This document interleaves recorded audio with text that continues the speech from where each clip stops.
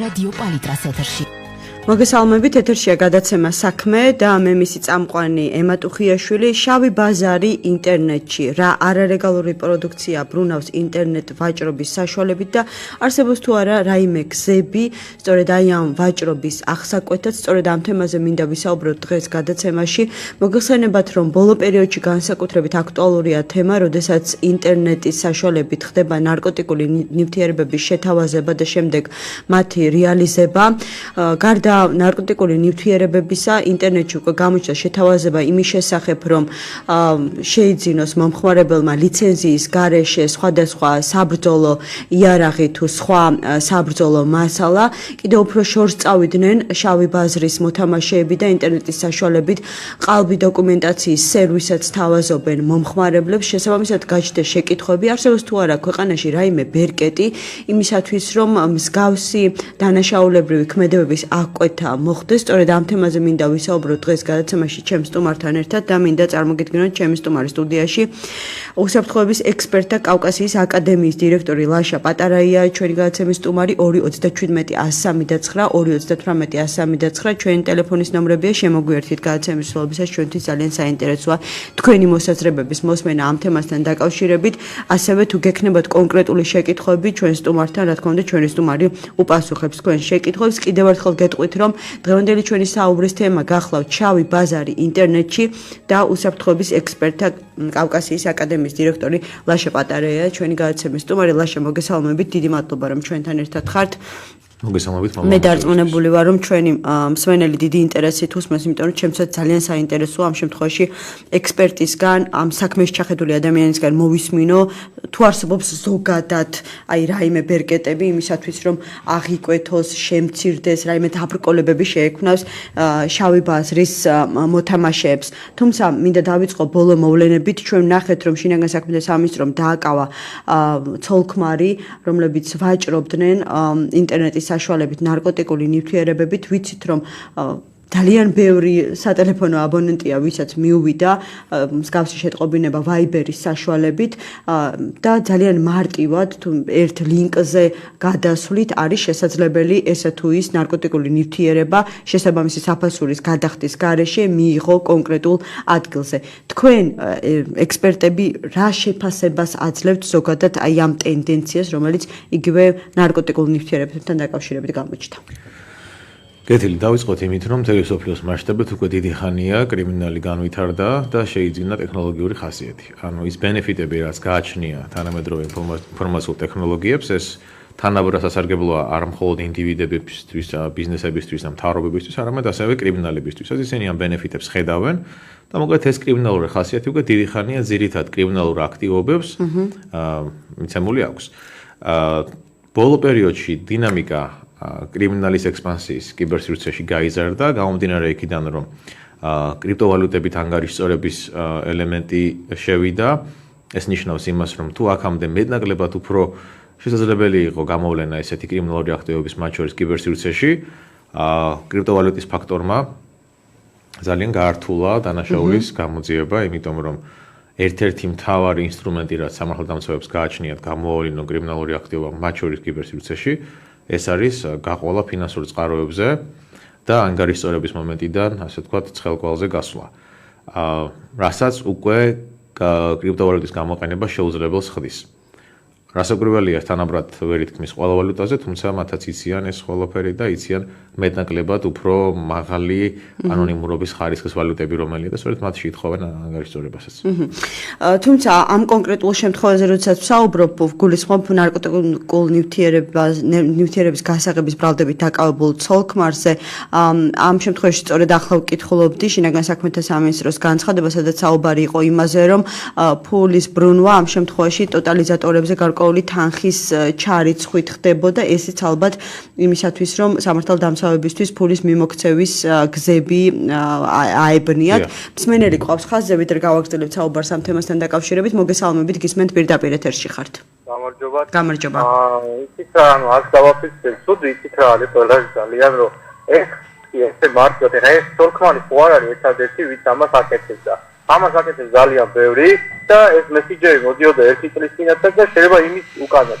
ხო და ანუ ეს ხალხი ბედავს ამას, იმიტომ რომ არავინ არ აკონტროლებს, არავინ არაფერს არ აკეთებს, არ იცის, რომ როგორ შეიძლება ესე მესიჯით მოგივიდეს და ვერ გახვიდე კვალზე. ხო და ეს უბრალოდ ეხა ეს თემა წამოიწია, აი ამ რამოდენიმე ადამიანის გარდაცვალების შემდეგ და ნუ ამათაც აიყვანეს. როგორ დავიჯერო, რომ აქამდე არ იცოდნენ, აქამდე ვერაფერი ვერ გააკეთეს, უბრალოდ არ ვიცი რა რატო ხდება ეს, მაგრამ სადღაც მოვისმინე ამ ყველაფერს.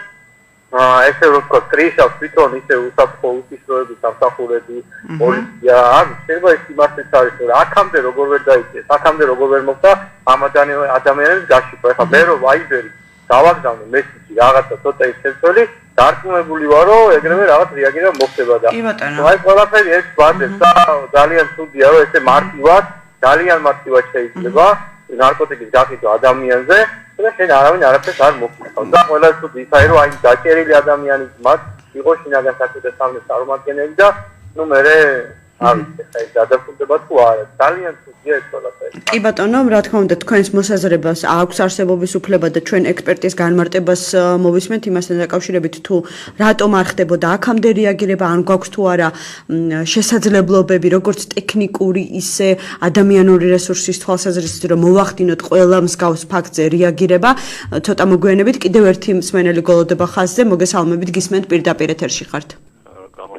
მოსახულაზე კარგი კლიმატური ლაპარაკებდი სულ მოვლენაზე, რომელიც არის აი ამ ნარკოტიკების გამსაღებელი. ეს არის ის ხამის კლუბები, რომელშიც ელექტრომუსიკაზე ცეკვა ამის გარეშე არ შეიძლება. ახალგაზრდები იძახიან, რომ ჩვენ ამ ცეკვებზე ვერ ვიხენებთ მსუბუქ ნარკოტიკს, იქნა სპეციფიკური ნარკოტიკი, რომ ის თნეო აიჭანო და მოიყვანეთ იმ კლუბების მეპატრონები, მოცეკვავები მოიყვანეთ, მსახიობები, მუსიკოსები და აუხსნეთ.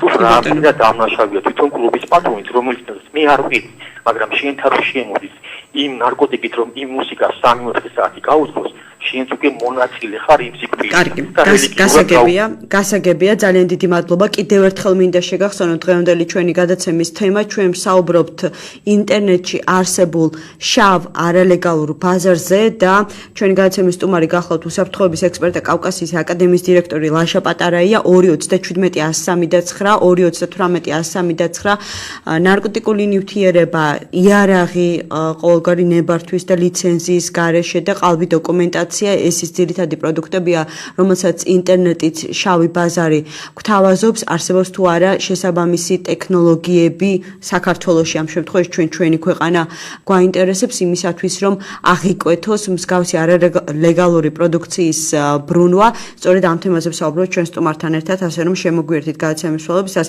ლაშა, მოდი ვუპასუხოთ ჩვენს მსმენელს, ანუ აქამდე რა არ იყო ცნობილი ამის შესახებ, რატომ არ ხდებოდა კონკრეტულ ფაქტებზე რეაგირება და საერთოდ გვაქვს შესაძლებლობა.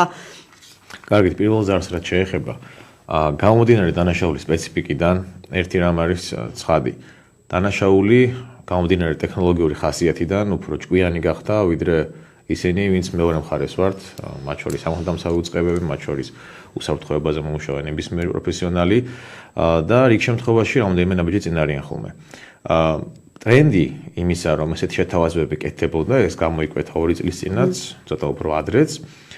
უბრალოდ მოთამაშეები არიან სხვადასხვა აქტორები სავარაუდოდ, იმიტომ რომ დანაშაულს გააჩნია ესეთი აყოლის ცდუნება. თავიდან როდესაც გაშუქდა რამოდენიმეჯერ ტელევიზიაში, მათ შორის 2 წლის წინ პირველი მესიჯები, რომელიც აიგზავნა სხვადასხვა საკომუნიკაციო აპლიკაციის მეშვეობით, თითქოს და შეიქმნა იმის, ასე ვთქვათ, ფონი, რომ სრული დაუცველობა და დაუსჯელობა არის, ასე ვთქვათ, ამ კუთხით. ამან გააჩინა უფრო ესეთი მომხიბვლელობა დანაშაულის და გამოჩნდნენ ადგილობრივი მოთამაშეები, რომლებიც თქვენ ბოლო დღეების განმავლობაში ნახეთ. ანუ მე დიდი ეჭვი მაქვს იმისა, რომ თავიდან ეს იყო ინსპირირებული მათ შორის არარეზიდენტი, ანუ არა ამ ქვეყანაში მცხოვრები ადამიანების მიერ და ეს იყო საზღვარგარეთიდან მართული სქემა, რომლის უკანაც დგას ორგანიზებული დანაშაულებრივი დაჯგუფება. რომელიც შეიძლება დღემდეც მუშაობს, იმიტომ რომ გამოკვეთილი არ არის ეს კონკრეტულად რომ ნარკოტიკებზე იყო საუბარი და ის რჩება ანონიმურად და ახორციელებს თავის საქმიანობას. როდესაც მან ეს დაიწყო, მოყვა ამას მომხიბვლელობის გავრცელება, როგორც ვთქვი, და სხვა აქტორებიც, რომლებიც სხვა ტრადიციული გზებით ახერხებდნენ ამის რეალიზაციას, ისინიც, ასე ვთქვათ, მათაც ცადეს აყოლა. ეს კიდე იკვეთება იმაში, რომ განსხვავებულია ფორმები. კი, მართალია, ყველაფერი კიბერსივრცეში ხდება, მაგრამ აი ის, რომ კაზინოს ელემენტები იყო შემოტანილი და ანგარიშწორების ფორმა იყო ანგარიშზე დარიცხვა ასეთ ორგანიზაციებში, ეს უკვე იყო ძალიან ისეთი ხისტი, ასე ვთქვათ, გადახვევა და ძალიან უხეში შეცდომა, რომელსაც ის ორგანიზაცია კრიმინალური, რომელმაც ეს დაიწყო, ამას დიდი ალბათობით არ დაუშვებდა. და შესაბამისად მათ შორის კავშირი არ უნდა იკვეთებოდეს და ესეც ადასტურებს იმას, რომ ეს იყო აყოლა აქტური. და რაში უნდა აწყობდეს საქართველოს ბაზარზე იმ დანაშაულებრივ ორგანიზაციას ინსპირირება ასეთი დანაშაულებრივი ქმედებებისა?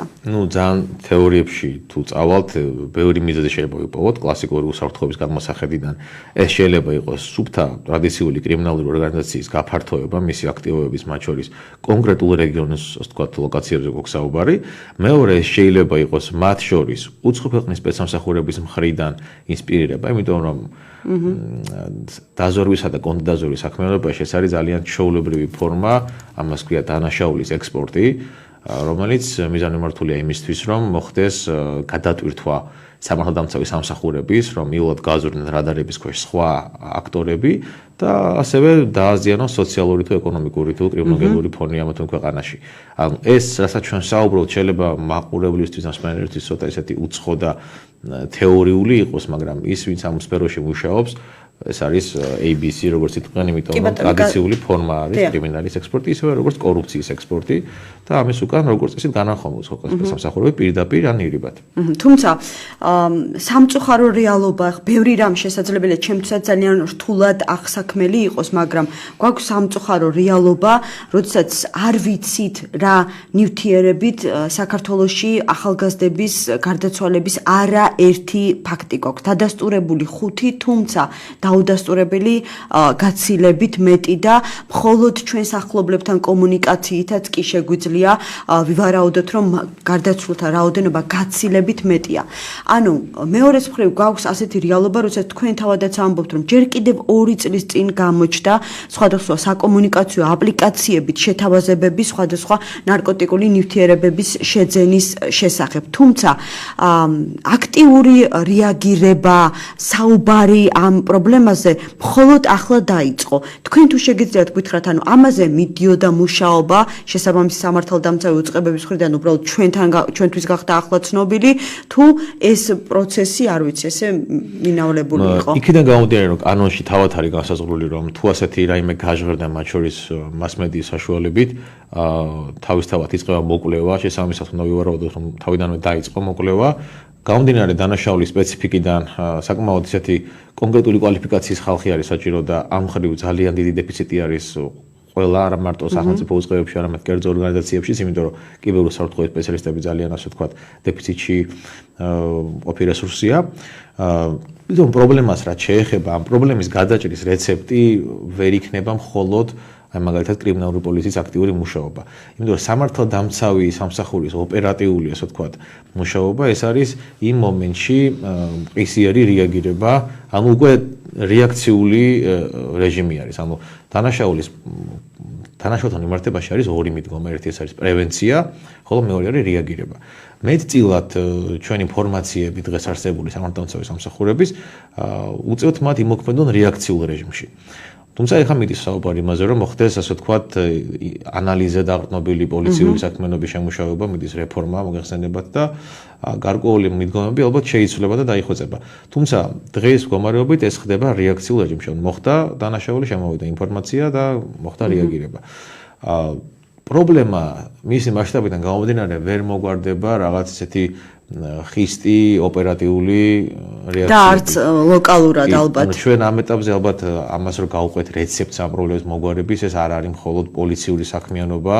აქ უკვე შემოდის ისეთი რეცეპტები, როგორიც არის სამოქალაქო ცნობიერების ამაღლება, ეს არის განათლების სისტემის ოპტიმიზაცია, რომელშიც ძალიან დიდი პრობლემები გვაქვს, არა მარტო ამ მხრივ, არამედ პრაქტიკულად. როდესაც ჩვენ ამა თუ იმ სფეროში, მოდი ვთქვათ განათლების სფეროში, ჩვენ კომპეტენციას უჩივით, ამას არ ვხედავთ ან არ ვახორციელებთ გარკვეულ რეფორმებს ან აბიჯებს, ჩვენ პრაქტიკულად ნებით უნებლიეთ ხელს უწყობ დანაშაულის ახალისებას, იმიტომ რომ ახალგაზრდებს, რომლებსაც არ გააჩნიათ უკეთესი ალტერნატივა, უკეთ მოახდინოს საკუთარი თავის რეალიზება, ისინი ავტომატურად დგებიან, ასე ვთქვათ, უკეთესი მომავლის იმედი ეკარგებათ და რასაც სთავაზობს ქუჩა, უბანი თუ მათ შორის კიბერსივრცე უკვე იმაზე თანხმდებიან. შემოდი ამ საკითხზე მსჯელობა გავაგრძელოთ გადაცემის მეორე ნაწილში, მანამდე კიდევ ერთი მსმენელი გველოდება ხაზზე, მისი შეკითხვა მოვისმინოთ, ან მოსაზრება და შემდეგ გავაგრძელებთ საუბარს რეკლამის შემდეგ. მოგესალმებით, გისმენთ. გამარჯობა. მივესალმებით თქვენ სტუმარს. ჩემი შეხედულებით პრობლემა არის თვითონ ერთ-ერთი პრობლემა არის სამართალდამცავებში.